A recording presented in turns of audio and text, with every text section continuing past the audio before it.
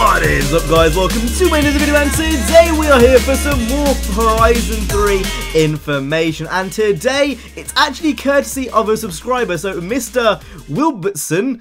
Really hoped I said that right.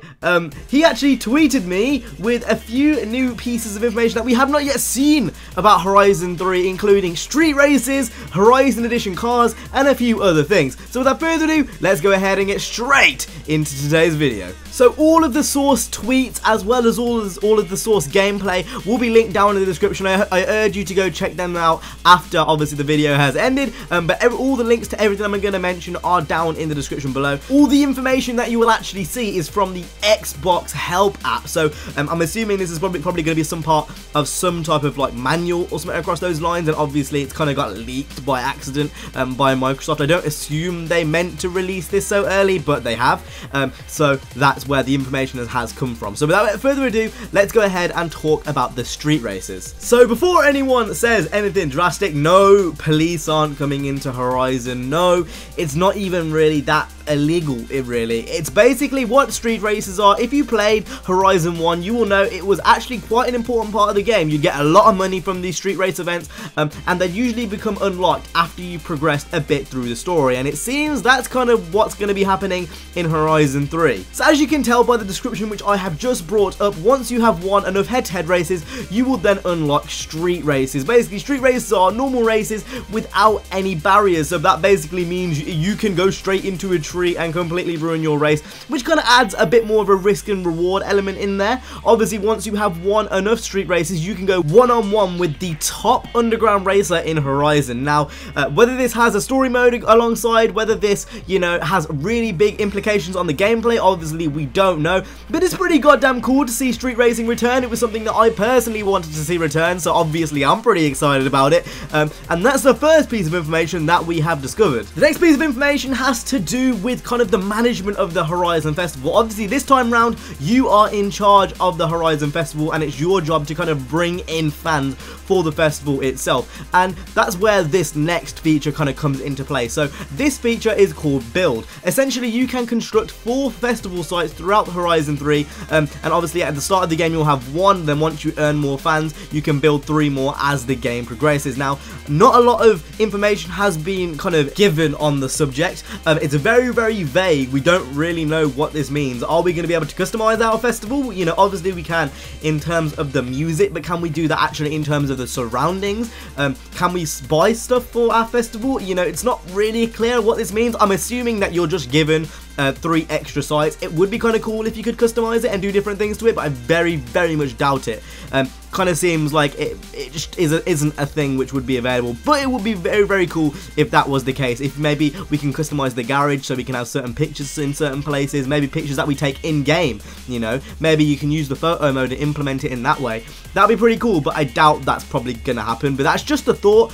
So we kind of know that is going to be part of the progression. That pretty much is solidified, and that's pretty much all there is to say on kind of the build feature. I'm sure more will be unveiled as we get closer to Horizon 3 itself, but that's all we know as of now. Now we're going to go on to the last 2 pieces of information, which both include XP in the game, more specifically skill points.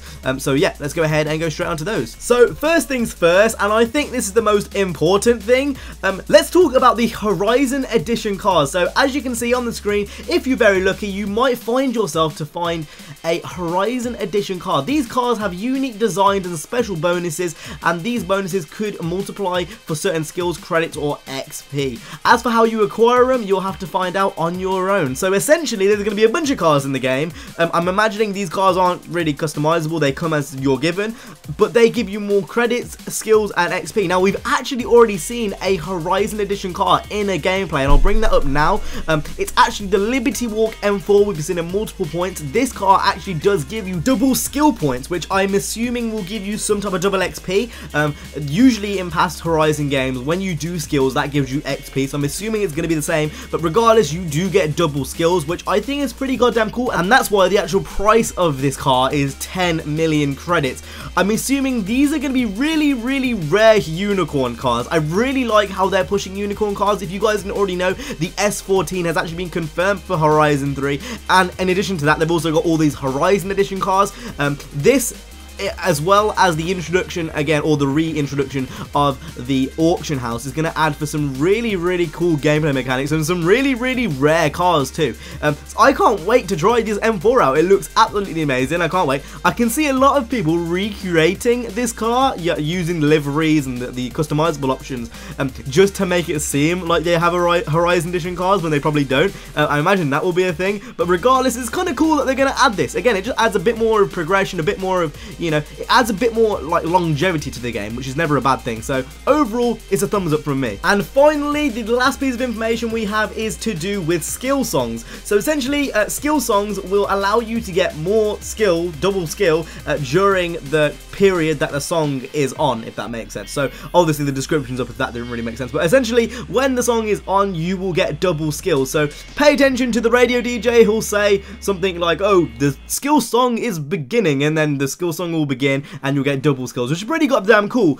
Really interested to see how this is going to work with your own radio station. If you guys didn't already know, in Horizon 3 you can actually put your own songs in there, so I'm not really sure how it's going to work. Say if you've got like a GTA 4 a radio station playing and that's like 2 hours long or some shit, and that might make it so the skill song lasts 2 hours. I'm not sure how it's going to work with your own radio stations. I'm sure there's some way of picking it up, but I thought that might just be interesting to mention. Overall, I do kind of like that. It's going to be really odd to see how that plays with some of the other gameplay mechanics. Say you have a Horizon Edition car which already has double skill points, and then you have a skill song play. Does that mean you get quadruple skill points? I don't know. These are questions that we will find out on day one. But with that being said, hope you guys enjoyed today's video. If you did, make sure to go ahead and hit the like, subscribe. I will see you guys in the next one. You guys have been awesome. Stay safe and peace.